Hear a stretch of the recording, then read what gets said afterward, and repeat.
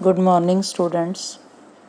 ਬੇਟਾ ਅੱਜ ਆਪਾਂ ਤੁਹਾਡੀ ਪਾਠ ਪੁਸਤਕ ਕਰੂੰਬਲਾਂ ਦਾ ਲੈਸਨ ਨੰਬਰ 12 ਰੀਡ ਕਰਾਂਗੇ। ਇਸ ਲੈਸਨ ਦਾ ਨਾਮ ਹੈ ਪਹਿਲਾ ਮਨੁੱਖ ਤੇ ਅੱਗ ਦੀ ਖੋਜ। ਇਸ ਪਾਠ ਵਿੱਚੋਂ ਤੁਹਾਨੂੰ 1 ਨੰਬਰ ਵਾਲੇ ਪ੍ਰਸ਼ਨ ਉੱਤਰ ਆਉਣਗੇ। ਇਸ ਪਾਠ ਰਾਹੀਂ ਲੇਖਕ ਦੱਸਣਾ ਚਾਹੁੰਦਾ ਹੈ ਕਿ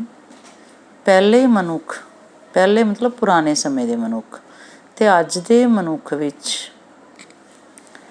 ਜ਼ਮੀਨ ਅਸਮਾਨ ਦਾ ਅੰਤਰ ਹੈ।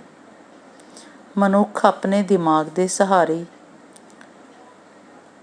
ਹੋਰ ਤਰੱਕੀ ਕਰਦਾ ਜਾ ਰਿਹਾ ਹੈ, ਹਰ ਰੋਜ਼ ਤਰੱਕੀ ਕਰਦਾ ਜਾ ਰਿਹਾ ਹੈ।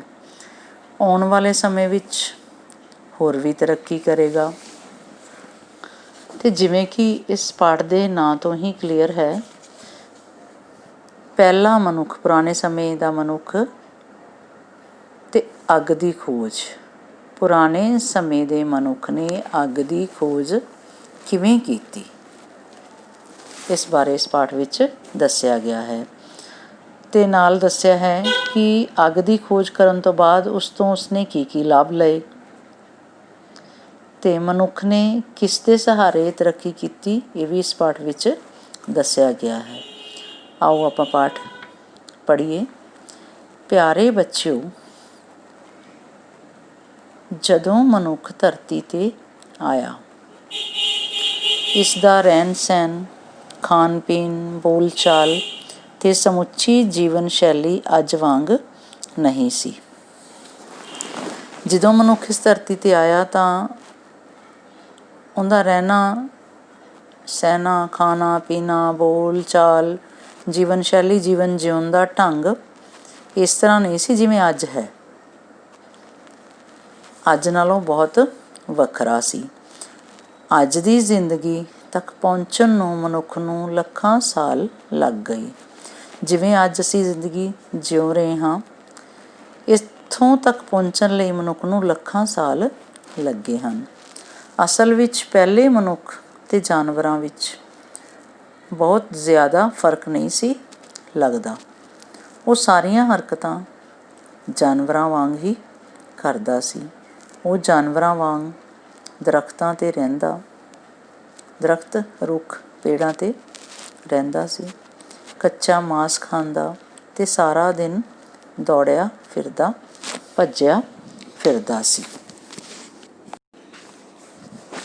ਮਨੁੱਖ ਅਤੇ ਜਾਨਵਰਾਂ ਵਿੱਚ ਫਰਕ ਸਿਰਫ ਇੰਨਾ ਹੀ ਸੀ ਕਿ ਇਸ ਕੋਲ ਇੱਕ ਸੋਚਵਾਨ ਦਿਮਾਗ ਸੀ, ਸੋਚਵਾਨ, ਸੋਚਣਯੋਗ।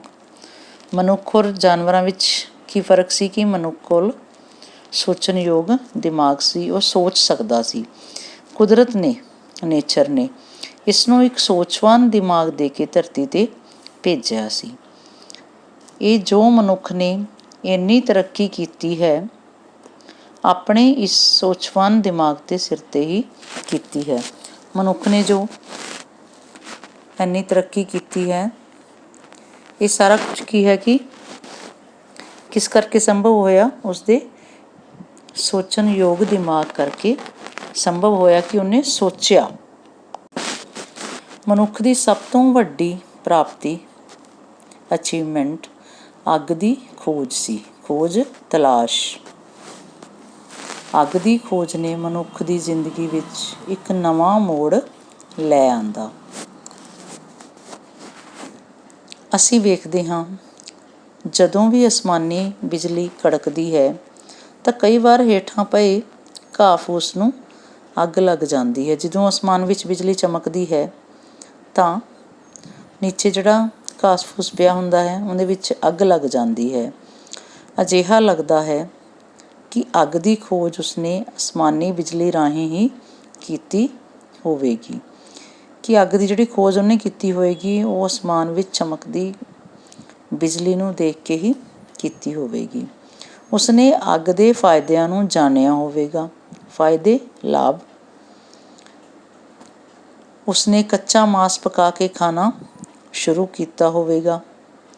ਜਿਵੇਂ ਹੀ ਉਹਨੂੰ ਅੱਗ ਦੇ ਲਾਭ ਬਾਰੇ ਪਤਾ ਲੱਗਿਆ ਹੋਵੇਗਾ ਤਾਂ ਉਹ ਕੱਚਾ ਮਾਂਸ ਪਕਾ ਕੇ ਖਾਣ ਲੱਗ ਗਿਆ ਹੋਵੇਗਾ। ਕੱਚੇ ਮਾਸ ਤੇ ਅੱਗ ਨਾਲ ਪੱਕੇ ਹੋਏ ਮਾਸ ਖਾਣ ਦੇ ਸਵਾਦ 'ਚ ਫਰਕ ਮਹਿਸੂਸ ਕੀਤਾ ਹੋਵੇਗਾ। ਜਦੋਂ ਉਹਨੇ ਮਾਸ ਪਕਾ ਕੇ ਖਾਧਾ ਹੋਣਾ ਤਾਂ ਉਸ ਨੂੰ ਕੱਚੇ ਤੇ ਪੱਕੇ ਹੋਏ ਮਾਸ ਦੇ ਸਵਾਦ ਵਿੱਚ ਫਰਕ ਜ਼ਰੂਰ ਮਹਿਸੂਸ ਹੋਇਆ ਹੋਵੇਗਾ। ਅਸੀਂ ਅੱਜ ਅੱਗ ਦੀ ਪੂਜਾ ਕਰਦੇ ਹਾਂ। ਸਾਡੇ ਗ੍ਰੰਥਾਂ ਵਿੱਚ ਅੱਗ ਨੂੰ ਦੇਵਤਾ ਮੰਨ ਕੇ ਪੂਜਾ ਕਰਨ ਲਈ ਕਿਹਾ ਗਿਆ ਹੈ। ਇਸ ਦਾ ਇਹੀ ਕਾਰਨ ਹੈ, ਅੱਗ ਨੇ ਮਨੁੱਖ ਨੂੰ ਇੰਨੇ ਕੁ ਲਾਭ ਪਹੁੰਚਾਏ ਹੋਣਗੇ ਕਿ ਉਹ ਇੱਕ ਦੇਵਤਾ ਬਣ ਗਈ। ਮਤਲਬ ਅੱਗ ਨੇ ਮਨੁੱਖ ਨੂੰ ਇੰਨੇ ਲਾਭ ਦਿੱਤੇ ਕਿ ਉਹ ਉਸ ਦਾ ਸਥਾਨ ਇੱਕ ਦੇਵਤਿਆਂ ਵਾਂਗ ਹੋ ਗਿਆ। ਅੱਜ ਵੀ ਪਿੰਡਾਂ ਵਿੱਚ ਅੱਗ ਨੂੰ ਸੰਭਾਲ ਕੇ ਰੱਖਿਆ ਜਾਂਦਾ ਹੈ। ਪਿੰਡਾਂ ਦੀਆਂ ਸੁਆਣੀਆਂ ਔਰਤਾਂ ਅੱਗ 'ਤੇ ਸਾਰਾ ਕੰਮ ਕਾਰ ਕਰਕੇ ਉਸ ਨੂੰ ਦੱਬ ਦਿੰਦੀਆਂ ਹਨ। ਜਦੋਂ ਸਾਰਾ ਕੰਮ ਕਰ ਲੈਂਦੀਆਂ ਹਨ ਤਾਂ ਅੱਗ ਨੂੰ ਢੱਕ ਕੇ ਰੱਖ ਦਿੰਦੀਆਂ ਹਨ। ਅੱਗ ਦੱਬੀ ਰਹਿਣ ਕਰਕੇ ਕਾਫੀ ਦੇਰ ਤੱਕ ਤਾਜ਼ਾ ਰਹਿੰਦੀ ਹੈ। ਜਦੋਂ ਅੱਗ ਨੂੰ ਦਬਾ ਕੇ ਰੱਖ ਦਿੱਤਾ ਜਾਂਦਾ ਹੈ ਤਾਂ ਉਹ ਫਰੈਸ਼ ਪਈ ਰਹਿੰਦੀ ਹੈ। ਪਿੰਡਾਂ ਦੀਆਂ ਸੁਆਣੀਆਂ ਔਰਤਾਂ ਜਦੋਂ ਚਾਹੁਣ ਅੱਗ ਦੇ ਕੋਲੇ ਕੱਢ ਕੇ ਥੋੜ੍ਹਾ ਘਾਹ ਫੂਸ ਉੱਪਰ ਰੱਖ ਕੇ ਅੱਗ ਬਾਲ ਲੈਂਦੀਆਂ ਹਨ। ਅੱਗ ਦੀ ਸੰਭਾਲ ਵੀ ਮੁੱਢ ਕਦੀਮ ਤੋਂ ਹੀ ਚੱਲੀ ਆ ਰਹੀ ਹੈ। ਮੁੱਢ ਕਦੀਮ ਸ਼ੁਰੂ ਤੋਂ। ਅਸਲ ਵਿੱਚ ਉਸ ਸਮੇਂ ਅੱਗ ਬਾਲਣ ਲਈ ਮਾਚਿਸ ਦੀਆਂ ਤੀਲੀਆਂ ਨਹੀਂ ਸਨ ਹੁੰਦੀਆਂ। ਉਸ ਸਮੇਂ ਮਾਚਿਸ ਦੀਆਂ ਤੀਲੀਆਂ ਨਹੀਂ ਸੀ। ਪਹਿਲਾਂ ਮਨੁੱਖ ਪੱਥਰਾਂ ਨਾਲ ਰਗੜ ਕੇ ਅੱਗ ਪੈਦਾ ਕਰਦਾ ਸੀ। ਪਹਿਲੇ ਸਮੇਂ ਦਾ ਮਤਲਬ ਪੁਰਾਣਾ ਮਨੁੱਖ ਪੱਥਰ ਨਾਲ ਪੱਥਰ ਰਗੜਦਾ ਅਤੇ ਅੱਗ ਬਾਲ ਲੈਂਦਾ ਸੀ। ਹੁਣ ਵੀ ਜਦ ਇੱਕ ਪੱਥਰ ਦੂਸਰੇ ਪੱਥਰ ਨਾਲ ਟਕਰਾਉਂਦਾ ਹੈ ਤਾਂ ਅੱਗ ਪੈਦਾ ਹੁੰਦੀ ਹੈ। ਅੱਗ ਦੀ ਖੋਜ ਦਾ ਦੂਸਰਾ ਕਾਰਨ ਇਹ ਵੀ ਹੋ ਸਕਦਾ ਹੈ। ਅੱਗ ਮਨੁੱਖ ਨੂੰ ਸਰਦੀ ਦੇ ਮੌਸਮ ਵਿੱਚ ਨਿੱਘ ਦਿੰਦੀ ਹੈ। ਗਰਮਾਇਸ਼ ਸੇਕ। ਅੱਜ ਵੀ ਅਸੀਂ ਸਰਦੀਆਂ ਵਿੱਚ ਚੁੱਲ੍ਹਿਆਂ ਵਿੱਚ ਬਲਦੀ ਅੱਗ ਦੇ ਅੱਗੇ ਬੈਠਣਾ ਪਸੰਦ ਕਰਦੇ ਹਾਂ। ਜਦੋਂ ਵੀ ਚੁੱਲ੍ਹੇ ਵਿੱਚ ਅੱਗ ਬਲਦੀ ਹੋਵੇ ਤਾਂ ਉਹਦੇ ਕੋਲ ਜੇ ਬੈਠ ਜਾਂਦੇ ਹਾਂ ਤਾਂ ਠੰਡ ਮਹਿਸੂਸ ਨਹੀਂ ਹੁੰਦੀ। ਪਿੰਡਾਂ ਸ਼ਹਿਰਾਂ ਵਿੱਚ ਲੋਕ ਭਰ ਸਰਦੀ ਵਿੱਚ ਅੱਗ ਦੀਆਂ ਧੂਣੀਆਂ ਲਾ ਕੇ ਬੈਠੇ ਆਮ ਵਿਖਾਈ ਦਿੰਦੇ ਹਨ। ਚਾਹੇ ਪਿੰਡ ਹੋਵੇ ਚਾਹੇ ਸ਼ਹਿਰ ਹੋਵੇ, ਜਦੋਂ ਬਹੁਤ ਜ਼ਿਆਦਾ ਸਰਦੀ ਹੁੰਦੀ ਹੈ ਤਾਂ ਲੋਕ ਅੱਗ ਦੀ ਧੂਣੀ ਲਾ ਲੈਂਦੇ, ਮਤਲਬ ਥੋੜ੍ਹਾ ਜਿਹਾ ਢੇਰ ਲਾ ਲੈਂਦੇ ਹੈ ਔਰ ਉਹਦੇ ਕੋਲ ਬੈਠ ਕੇ ਅੱਗ ਸੇਕਦੇ ਹਨ। ਪਹਿਲੇ ਮਨੁੱਖ ਨੇ ਵੀ ਸਰਦੀ ਤੋਂ ਬਚਣ ਲਈ ਅੱਗ ਦੀ ਖੋਜ ਨੂੰ ਇਸ ਕਰਕੇ ਮਹੱਤਵ ਦਿੱਤਾ। ਅੱਗ ਜੰਗਲੀ ਜਾਨਵਰਾਂ ਤੋਂ ਵੀ ਬਚਾਅ ਕਰਦੀ ਹੈ। ਜੰਗਲੀ ਜਾਨਵਰਾਂ ਤੋਂ ਰੱਖਿਆ ਕਰਦੀ ਹੈ ਅੱਗ। ਕਿਤੇ ਅੱਗ ਬਲ ਰਹੀ ਹੋਵੇ, ਸ਼ੇਰ, ਚੀਤੇ ਜਾਂ ਹੋਰ ਜਾਨਵਰ ਨਹੀਂ ਆਉਂਦੇ ਤਾਂ ਉਸਦੇ ਕੋਲ ਜੰਗਲੀ ਜਾਨਵਰ ਸ਼ੇਰ, ਚੀਤੇ ਨਹੀਂ ਆਉਂਦੇ। ਮਨੁੱਖ ਕੋਲ ਆਪਣਾ ਕੋਈ ਘਰ ਘਾਟ ਤਾਂ ਹੈ ਨਹੀਂ ਸੀ। ਪੁਰਾਣੇ ਸਮੇਂ ਵਿੱਚ ਮਨੁੱਖ ਨੇ ਆਪਣਾ ਕੋਈ ਘਰ ਤਾਂ ਬਣਾਇਆ ਨਹੀਂ ਸੀ। ਉਹ ਸਾਰਾ ਦਿਨ ਦਰੱਖਤਾਂ 'ਤੇ ਚੜ੍ਹ ਕੇ ਵੀ ਬੈਠ ਨਹੀਂ ਸੀ ਸਕਦਾ ਅਤੇ ਉਹ ਸਾਰਾ ਦਿਨ ਰੁੱਖਾਂ 'ਤੇ ਵੀ ਚੜ੍ਹ ਕੇ ਨਹੀਂ ਸੀ ਬੈਠ ਸਕਦਾ। ਇਸ ਲਈ ਉਸਨੇ ਆਪਣੀ ਰਕਸ਼ਾ ਲਈ ਅੱਗ ਨੂੰ ਸਾਧਨ ਬਣਾਇਆ। ਉਸਨੇ ਸੋਚਿਆ ਕਿ ਮੈਂ ਅੱਗ ਰਾਹੀਂ ਵੀ ਆਪਣੀ ਰੱਖਿਆ ਕਰ ਸਕਦਾ ਹਾਂ। ਜੰਗਲੀ ਜਾਨਵਰਾਂ ਤੋਂ ਬਚਣ ਲਈ ਅੱਗ ਬਾਲ ਕੇ ਬੈਠਾ ਰਹਿੰਦਾ ਹੋਵੇਗਾ। ਉਹ ਅੱਗ ਬਾਲ ਲੈਂਦਾ ਹੋਵੇਗਾ। ਉਸ ਅੱਗ ਨੂੰ ਵੇਖ ਕੇ ਜੰਗਲੀ ਜਾਨਵਰ ਉਹਦੇ ਨੇੜੇ ਨਹੀਂ ਆਉਂਦੇ ਹੋਣਗੇ। ਇਸ ਤਰ੍ਹਾਂ ਹੌਲੀ ਹੌਲੀ ਅੱਗ 'ਤੇ ਮਨੁੱਖ ਦਾ ਕਾਬੂ ਹੁੰਦਾ ਗਿਆ। ਇਸ ਤਰ੍ਹਾਂ ਹੌਲੀ ਹੌਲੀ ਕਰਕੇ ਮਨੁੱਖ ਅੱਗ 'ਤੇ ਆਪਣਾ ਕੰਟਰੋਲ ਕਰਦਾ ਗਿਆ। ਉਸਨੇ ਅੱਗ ਦੀ ਸੰਭਾਲ ਦੀ ਵਿਧੀ ਅਪਣਾਈ।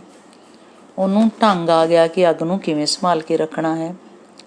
ਤਰੀਕਾ ਮਾਚਿਸ ਨਾਲ ਅੱਗ ਜਲਾਉਣੀ ਤਾਂ ਮਨੁੱਖ ਦੀ ਅਜੋਕੀ ਕਾਢ ਹੀ ਲੱਗਦੀ ਹੈ, ਅਜੋਕੀ ਅੱਜ ਕੱਲ੍ਹ ਦੀ। ਮਾਚਿਸ ਦੀ ਤੀਲੀ ਨਾਲ ਅੱਗ ਜਲਾਉਣਾ ਤਾਂ ਅੱਜ ਕੱਲ੍ਹ ਦੀ ਹੀ ਕਾਢ ਲੱਗਦੀ, ਮਤਲਬ ਕੁਝ ਸਮੇਂ ਪਹਿਲੇ ਦੀ ਹੀ ਖੋਜ ਲੱਗਦੀ ਹੈ। ਇਹ ਸਭ ਉਸਦੀ ਬੁੱਧੀ ਸਦਕਾ ਹੀ ਹੋਇਆ ਹੈ। ਬੁੱਧੀ, ਅਕਲ, ਇਹ ਸਾਰਾ ਕੁਛ ਉਸਦੀ ਅਕਲ ਕਾਰਨ ਹੀ ਹੋਇਆ ਹੈ। ਮਨੁੱਖ ਨੇ ਸੋਚਿਆ, ਉਹਦੀ ਅਕਲ ਨੇ ਕੰਮ ਕੀਤਾ ਤਾਂ ਇਹ ਸਭ ਕੁਛ ਸੰਭਵ ਹੋਇਆ।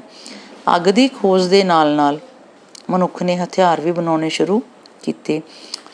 ਜਦੋਂ ਉਸਨੇ ਅੱਗ ਦੀ ਖੋਜ ਕੀਤੀ ਤਾਂ ਨਾਲ ਨਾਲ ਉਸਨੇ ਹਥਿਆਰ ਬਣਾਉਣੇ ਵੀ ਸ਼ੁਰੂ ਕਰ ਦਿੱਤੇ। ਪਹਿਲਾਂ ਪਹਿਲ ਉਸਨੇ ਇਹ ਹਥਿਆਰ ਪੱਥਰ ਦੇ ਬਣਾਏ। ਸਭ ਤੋਂ ਪਹਿਲਾਂ ਉਸਨੇ ਹਥਿਆਰ ਕਿਸ ਨਾਲ ਬਣਾਏ? ਪੱਥਰਾਂ ਦੇ। ਹਥਿਆਰਾਂ ਨਾਲ ਉਸਦੀ ਦਲੇਰੀ ਵਧੀ, ਦਲੇਰੀ, ਹਿੰਮਤ, ਨਿਡਰਤਾ, ਤਾਂ ਉਸ ਵਿੱਚ ਤਾਕਤ ਆਈ, ਉਸਦੀ ਹਿੰਮਤ ਵੱਧ ਗਈ ਹਥਿਆਰਾਂ ਨਾਲ। ਉਸਨੇ ਹਥਿਆਰਾਂ ਔਜ਼ਾਰਾਂ ਦੀ ਸਹਾਇਤਾ ਨਾਲ ਛੋਟੀ ਮੋਟੀ ਕਾਨਿਆਂ ਲੱਕੜਾਂ ਦੀ ਝੌਂਪੜੀ ਬਣਾਈ ਹੋਵੇਗੀ, ਤਾਂ ਉਸਨੇ ਉਹਨਾਂ ਹਥਿਆਰਾਂ ਅਤੇ ਔਜ਼ਾਰ ਟੂਲਸ ਦੀ ਸਹਾਇਤਾ ਨਾਲ ਛੋਟੀ ਮੋਟੀ ਕਾਨੇ, ਕਾਫੂਸ ਦੇ ਤੀਲੇ ਨਾਲ ਲੱਕੜਾਂ ਦੀ ਝੌਂਪੜੀ ਬਣਾਈ ਹੋਈ। ਜਿਸ ਤਰ੍ਹਾਂ ਉਹ ਘੁਰਨਿਆਂ ਵਿੱਚੋਂ ਬਾਹਰ ਨਿਕਲ ਕੇ ਝੌਂਪੜੀ ਵਰਗੇ ਘਰਾਂ ਵਿੱਚ ਰਹਿਣ ਲੱਗਾ ਹੋਵੇਗਾ। ਘੁਰਨੇ, ਗੁਫਾ। ਪਹਿਲਾਂ ਮਨੁੱਖ ਗੁਫਾ ਵਿੱਚ ਰਹਿੰਦਾ ਸੀ, ਫਿਰ ਉਸਨੇ ਹਥਿਆਰਾਂ ਅਤੇ ਔਜ਼ਾਰਾਂ ਦੀ ਸਹਾਇਤਾ ਨਾਲ ਛੋਟੀਆਂ ਛੋਟੀਆਂ ਲੱਕੜ ਦੀਆਂ ਝੌਂਪੜੀਆਂ ਬਣਾ ਲਈਆਂ। ਇਸ ਤਰ੍ਹਾਂ ਹੌਲੀ ਹੌਲੀ ਜਿਉਂ-ਜਿਉਂ ਮਨੁੱਖ ਦਾ ਦਿਮਾਗ ਵਿਕਸਿਤ ਹੁੰਦਾ ਗਿਆ, ਵਿਕਾਸ ਕਰਦਾ ਗਿਆ, ਮਨੁੱਖ ਦਾ ਦਿਮਾਗ ਸੋਚਦਾ ਗਿਆ ਤਾਂ ਵਿਕਾਸ ਕਰ ਗਿਆ। ਉਹ ਤਰੱਕੀ ਕਰਦਾ ਗਿਆ ਤਾਂ ਉਸਨੇ ਡਿਵੈਲਪਮੈਂਟ ਕੀਤੀ। ਅੱਜ ਹਰ ਚੀਜ਼ ਜੋ ਮਨੁੱਖ ਦੇ ਪਾਸ ਹੈ ਉਸਦੇ ਦਿਮਾਗ ਦੀ ਸੋਚਣ ਸ਼ਕਤੀ ਦੇ ਸਹਾਰੇ ਹੀ ਹੈ। ਅੱਜ ਮਨੁੱਖ ਨੇ ਜੋ ਵੀ ਚੀਜ਼ਾਂ ਮਨੁੱਖ ਕੋਲ ਹੈ, ਸੁੱਖ ਸੁਵਿਧਾ ਦੇ ਕਾਰਨ, ਸਾਇੰਸ ਨੇ ਇੰਨੀ ਤਰੱਕੀ ਕੀਤੀ ਹੈ, ਔਜ਼ਾਰ ਹੈ, ਜੋ ਵੀ ਚੀਜ਼ਾਂ ਹੈ ਉਹ ਸਭ ਉਸਦੇ ਦਿਮਾਗ ਦੀ ਸੋਚਣ ਸ਼ਕਤੀ ਦੇ ਆਸਰੇ ਹੀ ਹਨ। ਭਾਵ ਉਸਦੇ ਦਿਮਾਗ ਨੇ ਸੋਚਿਆ ਔਰ ਖੋਜ ਕੀਤੀ ਅਤੇ ਉਹ ਇਸ ਮੁਕਾਮ 'ਤੇ ਪਹੁੰਚ ਸਕਿਆ। ਬੇਟਾ ਲੈਸਨ ਧਿਆਨ ਨਾਲ ਰੀਡ ਕਰਨਾ। ਇਸ 'ਚੋਂ ਇੱਕ ਨੰਬਰ ਵਾਲੇ ਪ੍ਰਸ਼ਨ ਆਉਣੇ ਹੈ ਤਾਂ ਹਰ ਲਾਈਨ ਧਿਆਨ ਨਾਲ ਰੀਡ ਕਰਨੀ ਹੈ। ਧੰਨਵਾਦ।